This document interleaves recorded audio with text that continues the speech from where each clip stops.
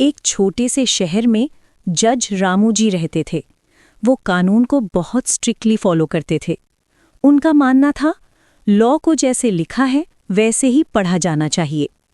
एक दिन उनके सामने एक केस आया। लॉ में लिखा था, no shopkeeper shall offer a flick knife for sale. Words clear थे, लेकिन मीनिंग पर कंफ्यूजन था। जेम्स नाम का एक शॉपकीपर था। उसने अपनी शॉप की विंडो में एक शाइनी फ्लिक नाइफ सिर्फ डिस्प्ले के लिए रखी। पुलिस ने देखा, जेम्स को पकड़ा और कोर्ट ले आए।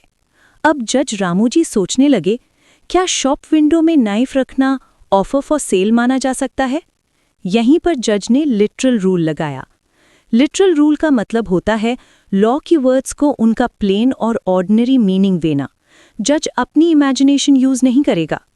कॉन्ट्रैक्ट लॉ के हिसाब से शॉप विंडो डिस्प्ले एक इनविटेशन टू ट्रीट होता है। एक्चुअल ऑफर तब होता है जब कस्टमर खरीदने के लिए बोले। इसीलिए जज ने कहा, सिर्फ डिस्प्ले करना ऑफर नहीं है। जेम्स को छोड़ दिया गया। ये फेमस केस है फिशर वर्सेस बेल 1960। अब एक और केस देखिए। एक रेलवे वर्कर ट्रैक पर ऑयलिंग का काम कर रहा था। एक्सीडेंट हुआ और उसकी डेथ हो गई।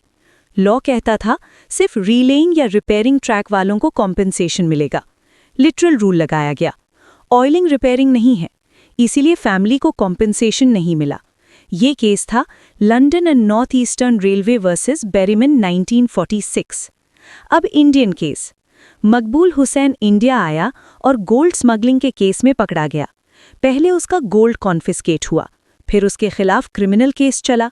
उसने बोला, मुझे 2 बार पनिशमेंट दी जा रही है, ये आर्टिकल 22 के अगेंस्ट है। सुप्रीम कोर्ट ने लिटरल मीनिंग देखा। कोर्ट ने कहा, प्रोसिक्यूशन का मतलब होता है कोर्ट ट्रायल, कॉन्फिस्केशन प्रोसिक्यूशन नहीं होती, इसीलिए सेकंड केस अलाउड था।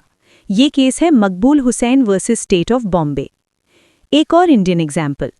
सेल्स टैक्स लॉ में वेजिटेबल्स टैक्स फ्री थे। दुकान वाला बोला, पैन लीफ वेजिटेबल है। कोर्ट ने लिटरल रूल कॉन्टेक्स्ट के साथ अप्लाई किया। कोर्ट ने कहा, कॉमन लैंग्वेज में वेजिटेबल मतलब आलू, प्याज, सब्जी होती है, पैन लीफ नहीं, टैक्स देना पड़ेगा। ये केस है Ram Avtar versus assistant sales tax officer. आखिर में जज रामू जी समझ गए, लिटरल रूल बिल्कुल डिक्शनरी रीडिंग जैसा होता है। अगर लॉ के वर्ड्स क्लियर हैं तो उन्हें फॉलो करना ही पड़ेगा, चाहे रिजल्ट हार्श क्यों ना हो।